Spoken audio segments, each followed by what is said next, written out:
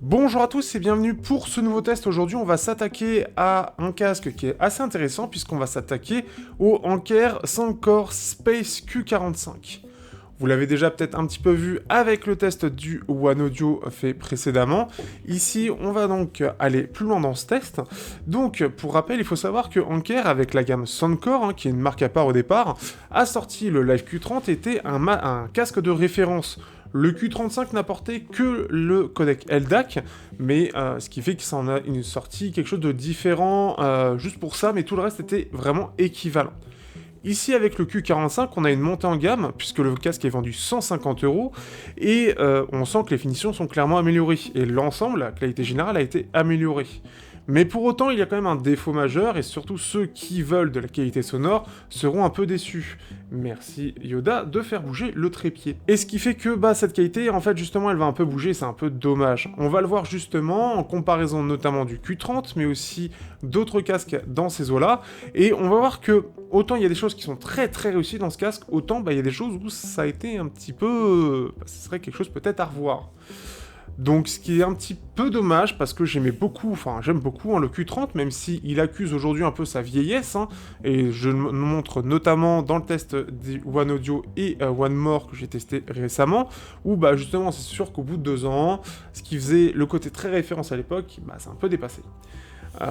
Et on passe au test, donc complet de ce casque, on va essayer de faire vite. Petite chose aussi, on verra les tests que je vais sortir entre temps, mais sachez que sur chiffiaudio.fr on prépare un vrai Black Friday, sur une seule journée, mais on tapera fort, donc surtout gardez-le, vous aurez la newsletter quand ce sera disponible, ou les réseaux sociaux, donc n'hésitez pas à les suivre, vous avez tout sur le site, et j'espère que ça vous plaira, il y a des choses qui arrivent, des choses intéressantes, vous verrez ça bientôt.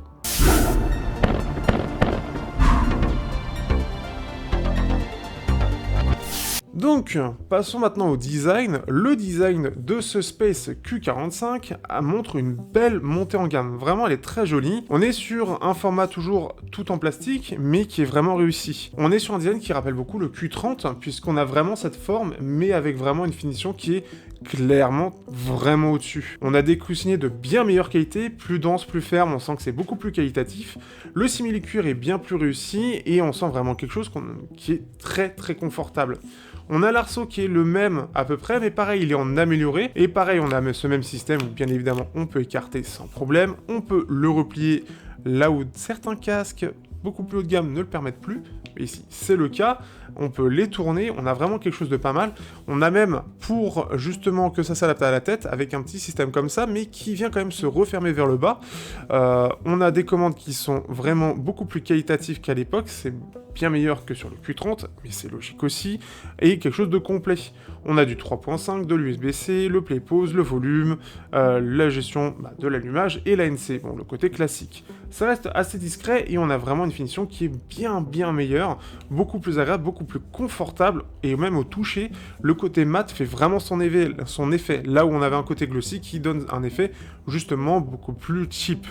Et c'est vraiment réussi. Donc vraiment là-dessus, on peut vraiment ressentir cette montée en gamme, et il n'a pas vraiment à rougir face à d'autres casques de marque équivalente, avec vraiment cette finition qui est très réussie, et qui, pour le coup, tout en gardant cette personnalité Soundcore qui est très appréciable. Par contre, pas de commande tactile, on n'en y est pas encore, c'est assez logique à ce prix-là, mais pour certains, ça aurait pu être important. On a vraiment quelque chose qui est très réussi, et c'est vraiment très bon point là-dessus, et il faut le noter, j'apprécie beaucoup le design.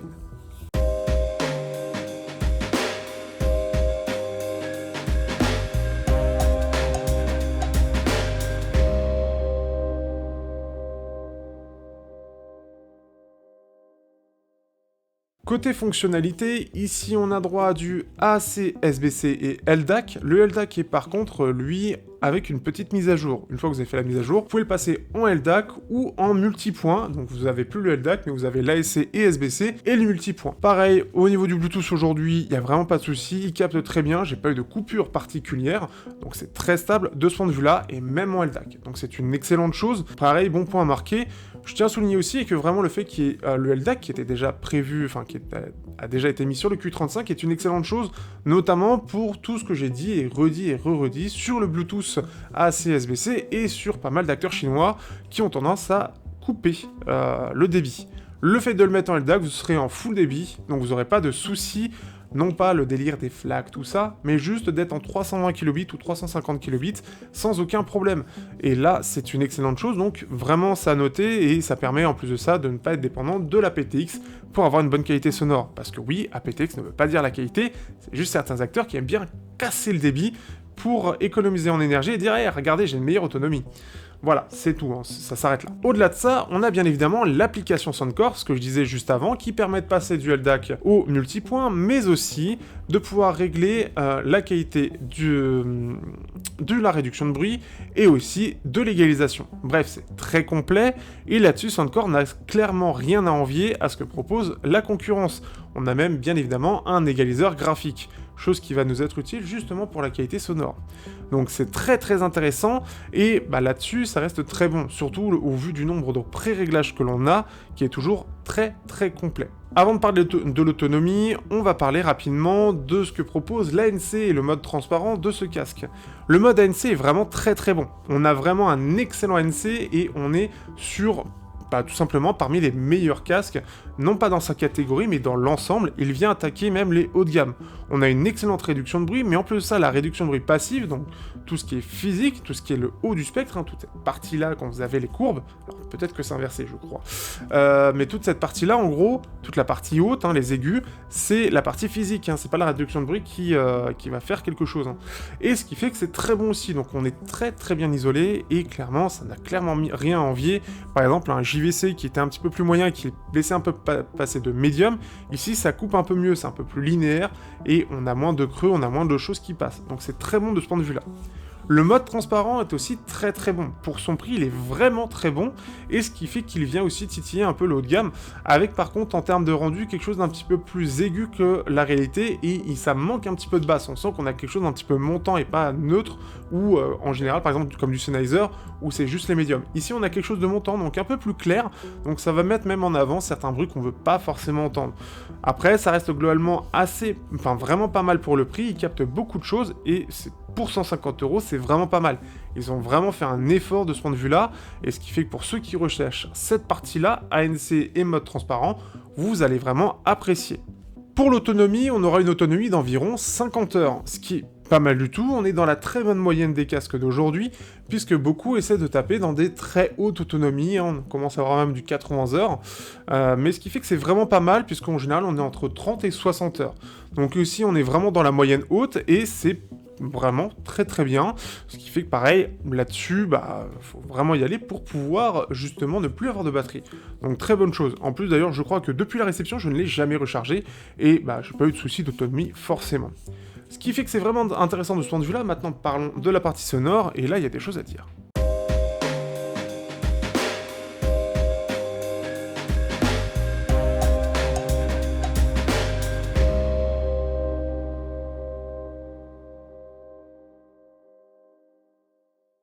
Pour la partie sonore, vous le savez, c'est mon cœur de sujet, c'est là où je vais vraiment parler en détail, et c'est ce que je préfère parler dans un thème. Le Q30 m'avait vraiment impressionné pour son rapport qualité-prix à l'époque. J'avais pas forcément tant d'expérience aujourd'hui et j'étais assez impressionné, mais clairement c'était loin du Momentum 3, c'est juste que j'avais pas encore assez d'oreilles pour vraiment bien percevoir les différences. Aujourd'hui je les perçois beaucoup mieux. Et le Q45 était là justement pour montrer un peu plus l'écrou et monter en gamme et montrer un peu la puissance d'Anker dans la partie casque à réduction de bruit active. Avec le Q30, il partait vraiment très très bien, driver de 40 mm, maintenant il y a la certification ARS, même si ça sert à rien, on a le LDAC, tout ça, bref, c'est très joli, c'est très beau. On a un excellent ANC, mais la partie sonore, j'ai été assez déçu. C'est pas totalement mauvais, c'est pas nul, mais aïe aïe aïe, ça se casse quand même un peu la gueule quand on est exigeant comme moi sur la qualité sonore. Avant d'entrer dans le vif du sujet, et oui, je fais perturber le suspense, il faut savoir que j'ai regardé quelques tests, et globalement, beaucoup aiment beaucoup le son, en tout cas n'ont pas retrouvé de choses particulières à dire, et les seuls avec lesquels je suis d'accord, c'est ceux qui sont pareil, très exigeants en termes de qualité sonore, c'est Soundguys. Soundguys, c'est une très belle référence, très très pro, et ce qui fait que je m'y suis retrouvé. Pour ceux qui n'ont pas forcément l'oreille entraînée, mon avis ne sera pas forcément super pertinent parce que vous ne le verrez pas forcément de la même façon. Et c'est effectivement, je suis assez d'accord avec ça.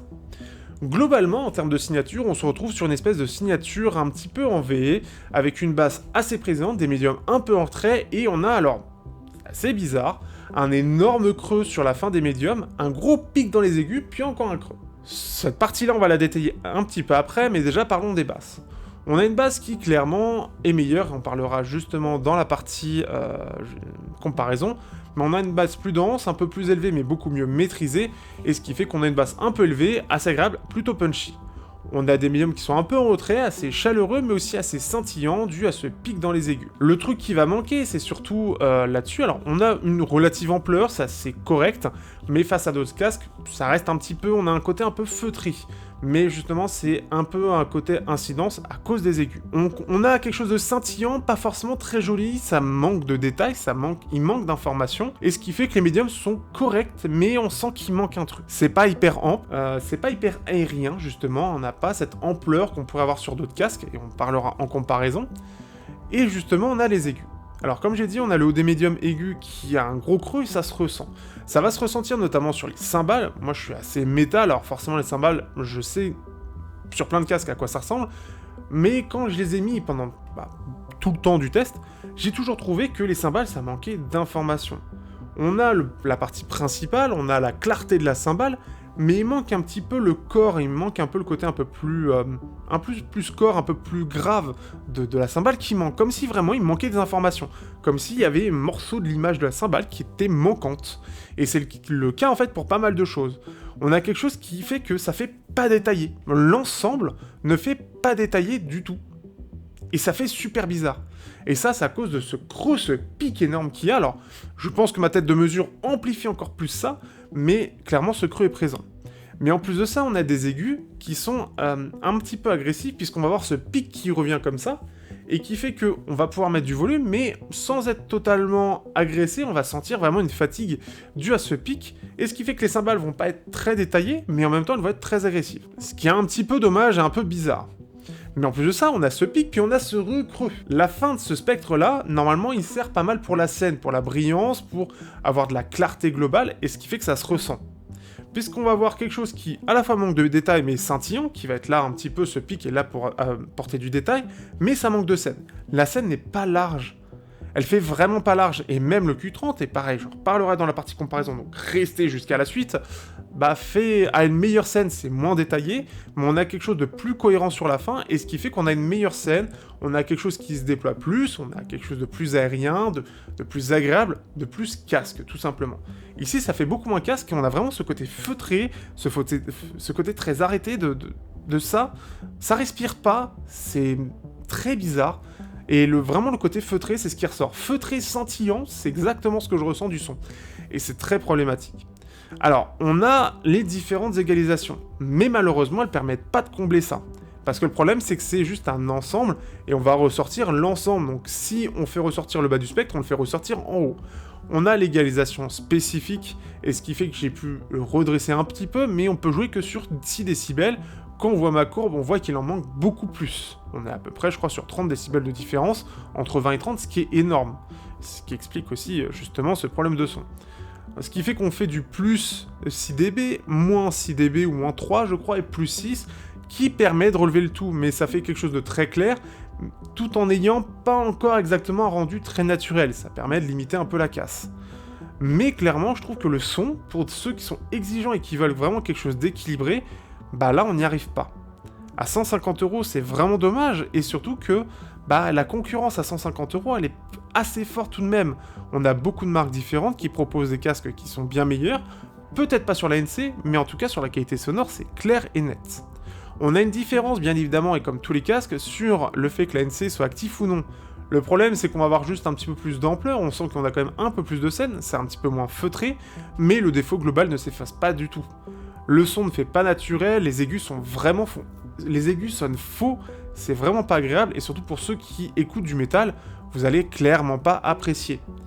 Donc l'expérience sonore, qui est pour moi très importante, ne va clairement pas me plaire, et ceux qui me suivent en général vont avoir cette exigence, ici ce n'est pas le cas.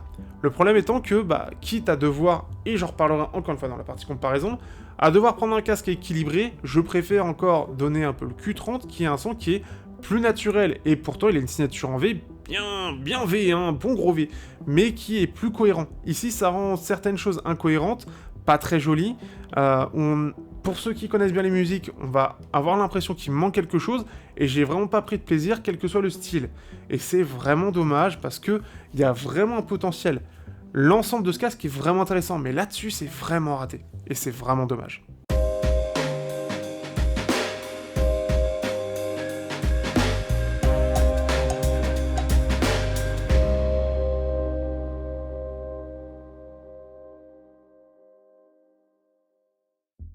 On va comparer tout de suite à un petit haut de gamme, histoire de commencer dans le dur, les JVC HA-S100N. Il a une signature assez neutre, assez maîtrisée, avec une petite clarté dans le haut des médiums, ce qui fait que ça se ressent tout de suite. On a une basse qui est clairement plus ample, plus profonde, on a un son qui est globalement plus clair, avec des médiums détaillés et plus chaleureux. On sent que le driver est clairement meilleur, puisque les JVC HA-S100N, c'est quelque chose qui est vendu 300€. On a quelque chose qui est plus large en termes de scène, et on a des aigus qui sont plus doux. Le problème étant que on va pas avoir, je crois qu'on a une autonomie un petit peu inférieure, on va pas avoir d'application dédiée, ça c'est le truc le plus dommage sur ce casque, et ce qui fait qu'on a après l'avantage, on peut gérer un petit peu l'ANC via, en fait tout est fait via le casque, on a une petite égalisation neutre ou basseux, et on a aussi la gestion de justement la partie tactile qui est assez intéressante. Mais clairement, 2 fois plus cher, c'est clairement bien meilleur. Il y a juste l'ANC qui fait passer un peu plus de médium, parce que globalement, l'ANC est aussi bon, et l'ANC passif est bon, mais on a juste un creux entre l'actif et le passif. Donc ça, c'est un petit peu le truc dommage. On a aussi donc le TOEFL Real Blue de 2021 qui, lui, n'a pas d'ANC. Sa version un petit peu plus chère là, mais c'est anecdotique. Et ce qui fait qu'on a une signature un petit peu différente, puisque c'est un petit peu descendant. C'est un peu plus qu'on aurait pu s'attendre de ce casque d'ailleurs, côté Anker. Et ce qui fait qu'on a une signature un peu descendante. On a une basse qui est clairement plus élevée, c'est clairement plus chaleureux. On a une scène qui est clairement plus large. C'est clairement plus détaillé, le rendu est plus naturel, et ça fait plus plein globalement. Donc même comme JVC, on est à peu près au même prix justement que ce Anker, sans ANC, la version passive fonctionne très très bien, mais forcément tout ce qui est dans les basses, ça va beaucoup plus passer, mais clairement le son est clairement bien meilleur. On a une application aussi qui est très intéressante et très complète, ce qui fait que c'est assez différent, mais si vous cherchez vraiment la qualité sonore et que vous êtes prêt à rogner sur l'ANC, tout en ayant une réduction relativement bonne, réduction passive du bruit, eh bien ça peut être la bonne chose si vraiment l'audio est vraiment votre aspect principal. Mais clairement, il n'y a clairement pas photo, les deux sont les antipodes, il y en a un qui réussit très bien l'ANC, très bien la réduction de bruit active, etc. et le mode transparent, l'autre réussit très bien la qualité audio. C'est un peu dommage que ce ne soit pas le cas du côté d'Anker. Justement, on va parler du Soundcore Live Q30. Donc lui, aujourd'hui, on peut le trouver environ 60€, mais en gros, c'est 2 fois moins cher, pour simplifier. On a une belle signature en V, avec des basses très présentes, très en avant, une sous-basse beaucoup plus présente, donc on a un côté un petit peu grondant. C'est ce qui fait qu'on a une basse qui est quand même plus pleine, c'est quand même moins technique, mais par contre on a une belle extension dans les aigus, on a juste un petit creux mais qui se ressent moins, on a quelque chose de plus cohérent, ce qui fait que les voix s'expriment mieux, on a une meilleure clarté, on a quelque chose qui fait plus ample, même si c'est pas le cas, ça donne quelque chose de plus cohérent, et on a quelque chose de plus agréable, de plus naturel dans l'ensemble. Les aigus sont même mieux représentés, même si on a moins de détails, on a une scène qui est vraiment plus large, on a quelque chose qui est quand même bien étendu, mais pas très détaillé, on sent vraiment qu'il a du mal dans les très hautes fréquences, mais il arrive à mieux s'étendre là-dessus. Là où le Anker s'effondre complètement, et c'est là où c'est dommage, parce que clairement avec la même signature que les Q30, pour le côté très fun, tout en ayant un driver bien meilleur, ça aurait pu donner un bien meilleur résultat. En plus de ça, même si c'est beaucoup moins détaillé, c'est aussi moins agressif, on a quand même bien évidemment une séparation aussi des instruments qui est moins bonne. Et le truc c'est que forcément ça a pris du temps, et la réduction de bruit active et passive est clairement inférieure. Ça laisse passer beaucoup plus de bruit, et là-dessus, par contre, le Q45 est clairement bien meilleur, il est vraiment une très bonne gamme au-dessus. Et pourtant, le Q30 et Q35 sont vus comme des références dans leur prix, et c'est ça qui est très bon. Vous avez aussi, alors ça englobe un petit peu le Crusher Evo, je vais mettre aussi le H-ANC dedans, mais c'est un petit peu pareil. Donc le Skullcandy Crusher Evo, sa particularité, c'est surtout qu'il a des basses qui sont haptiques, c'est-à-dire qu'il y a des moteurs qui vibrent, et on a un son assez surround. Donc pour ceux qui aiment bien le cinéma, vous allez kiffer. Et ce qui fait que globalement, qu'est-ce qu'on peut en dire? On a un son qui est plus plein, clairement, notamment si on met un tout petit peu de ces basses-là. Une basse qui est largement meilleure, justement, qui est largement plus physique, justement, et donc bien meilleure de ce point de vue-là, mais c'est logique là-dessus. C'est vraiment des très très belles références avec le Crusher NC, justement. On a une scène qui est plus large, des aigus bien meilleurs, une voix qui est plus pleine et naturelle, justement, puisqu'il n'y a pas ce creux-là qui est présent, encore une fois. Un son qui est plus clair, mais peut-être un peu plus agressif parce qu'on a des aigus qui ressortent plus. Ça s'efface un peu quand on met un peu de basse haptique et ce qui fait que ça s'équilibre et on les ressent moins. Donc ça c'est une chose à savoir aussi. Si on compare au H-ANC, on a à peu près le même descriptif, mais avec un ANC qui fonctionne très très bien, et par contre une finition qui est quand même bien en dessous. On est vraiment en dessous, ça fait cheap, surtout l'arceau qui fait vraiment vraiment cheap, mais qui a un ANC qui est très réussi. On a un confort qui, dans les deux cas, des Skullcandy sont un peu inférieurs à celui-là. On sent que c'est un petit peu trop ferme à la limite, un petit peu trop serré, là où on a un petit peu plus de place du côté des Skullcandy, et ce qui fait que ce Skullcandy là, en termes de rapport qualité-prix, on a le bon équilibre entre performance sonore et ANC. Là où on perd un peu, c'est sur la finition, c'est les choix. Mais il est aussi vendu moins cher puisqu'il est vendu environ 120 €. Ce qui fait que voilà, le problème c'est qu'à défendre, c'est compliqué parce que même son prédécesseur fait mieux, en tout cas il est plus agréable à écouter, même s'il est techniquement clairement inférieur. Et c'est ça qui est dommage. Et on va finir avec une conclusion en parlant justement d'un peu de tout ça.